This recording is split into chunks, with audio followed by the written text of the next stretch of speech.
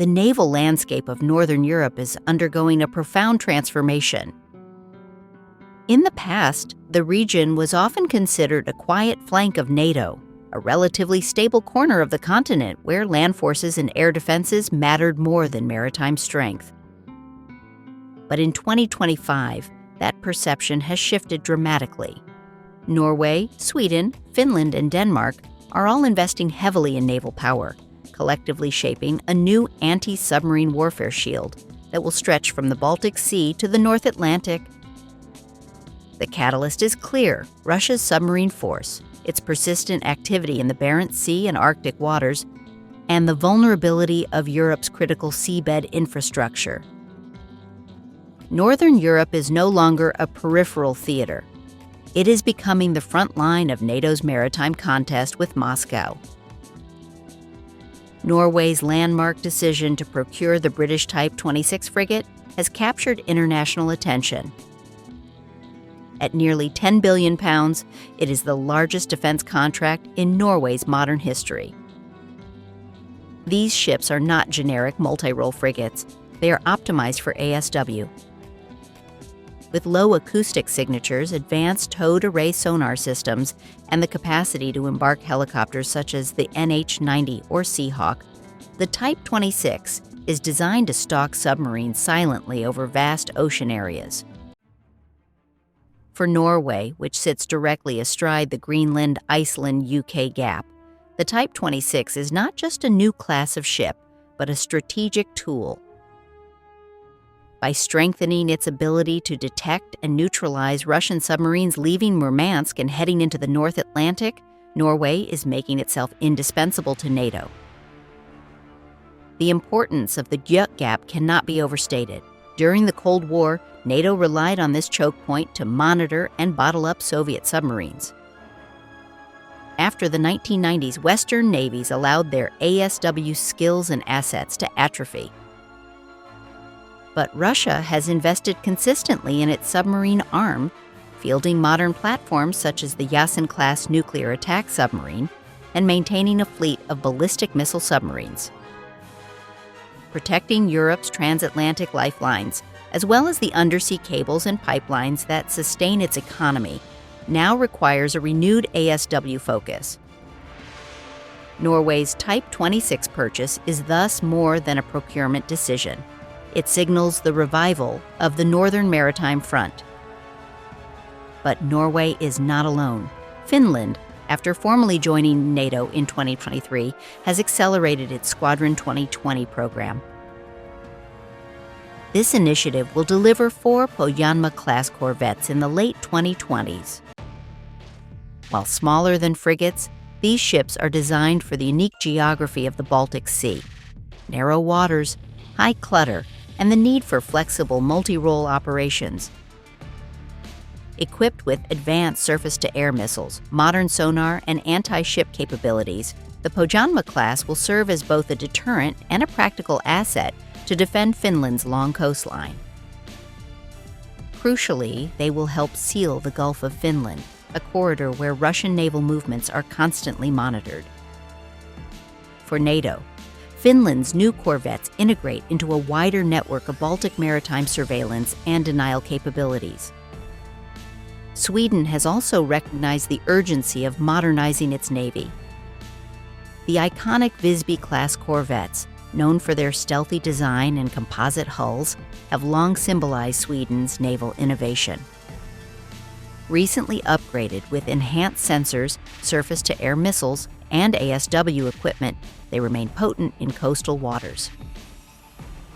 Yet Stockholm is aware that its future responsibilities within NATO demand more than literal power. Swedish planners are already discussing the development of a new generation of frigates that can operate further into the North Atlantic, complementing the Visby-class. This evolution reflects Sweden's new strategic environment. As a NATO member, it must help patrol not only the Baltic, but also the Arctic and Atlantic approaches. Denmark's role is equally significant, albeit distinct. The Royal Danish Navy currently operates the Iver Huitfeldt-class frigates, large and highly capable air defense ships. These vessels have served as the design inspiration for the British Type 31 program, proving Denmark's shipbuilding relevance. Looking forward, Copenhagen is considering a new class of frigates that would balance air defense with enhanced ASW capabilities. Such a move would align Denmark more closely with the broader Nordic effort to build a multi-layered maritime defense. Denmark's geography, overseeing the entrance to the Baltic and maintaining sovereignty over Greenland, gives it a pivotal place in the northern security equation. When viewed collectively, these developments amount to the emergence of a layered ASW network across northern Europe. At the high end, frigates such as Norway's Type 26 and Denmark's future designs will provide ocean-going reach. At the mid-tier, corvettes like Finland's Pohjanmaa and Sweden's Visby will dominate the Baltic and littoral zones. These surface combatants will be complemented by advanced maritime patrol aircraft, particularly the P-8 Poseidons already operated by Norway and Denmark. Unmanned underwater vehicles and seabed surveillance systems are also entering service, providing early warning against hostile submarine or sabotage activity. NATO officials increasingly describe this architecture as a multi-layered shield, aimed not only at defending territory but also at protecting critical infrastructure such as gas pipelines, offshore wind farms, and transatlantic data cables. The strategic consequences are profound. For NATO, this northern naval buildup strengthens deterrence and resilience. It ensures that Russia cannot deploy submarines into the Atlantic undetected, thus preserving transatlantic reinforcement routes in any crisis. For Russia, it creates new challenges. Its submarine fleet, while formidable, now faces a denser, better integrated web of surveillance and response. For the United Kingdom, Norway's contract validates London's post-Brexit role as a key defense partner in Europe, proving that British shipyards and defense companies remain competitive. For the Nordic countries themselves, investing in naval power reinforces not only their sovereignty but also their industrial bases, creating synergies between Saab, Patria, Kongsberg, BAE Systems, and other defense firms. Looking to the future, the northern seas will likely become a focal point of technological competition. Russia is already experimenting with undersea drones and novel delivery systems, such as the Poseidon nuclear-powered torpedo.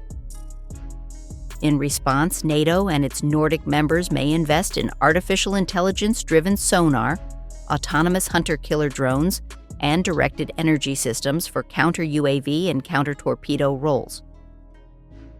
The contest will not be limited to surface ships. It will extend into the depths, where seabed warfare, targeting cables, pipelines, and sensors, could play a decisive role. The evolution of Northern Europe's navies thus represents more than a regional adjustment. It is a transformation with global implications, affecting NATO's strategic balance with Russia and shaping the future of maritime security in the Arctic and North Atlantic. The combined effect of Norway's Type 26, Finland's Pohjanmaa corvettes, Sweden's evolving frigate plans, and Denmark's modernization path is the creation of a maritime shield that did not exist a decade ago. This shield is not perfect, and it will require sustained investment, training, and political will. But it represents a clear shift. Northern Europe is no longer the quiet flank of NATO. It is becoming its acoustic front line. The question that remains is whether this naval resurgence will be enough. Russia's submarine force is unlikely to disappear, and Moscow has every incentive to test the resilience of NATO's new defenses. Hybrid operations, such as undersea sabotage, drone incursions, or electronic warfare, may bypass traditional naval power. The real test for Northern Europe will be not only in building advanced ships, but also in developing the doctrine, coordination, and endurance needed to operate them effectively. What is clear, however, is that Northern Europe has entered a new era, naval power is once again central to its security. By weaving together frigates, corvettes, patrol aircraft, and undersea systems, the region is assembling an anti-submarine shield that could determine the outcome of any future confrontation in the North Atlantic. The quiet northern seas are no longer quiet. They are becoming the decisive theater of the 21st century's maritime chessboard.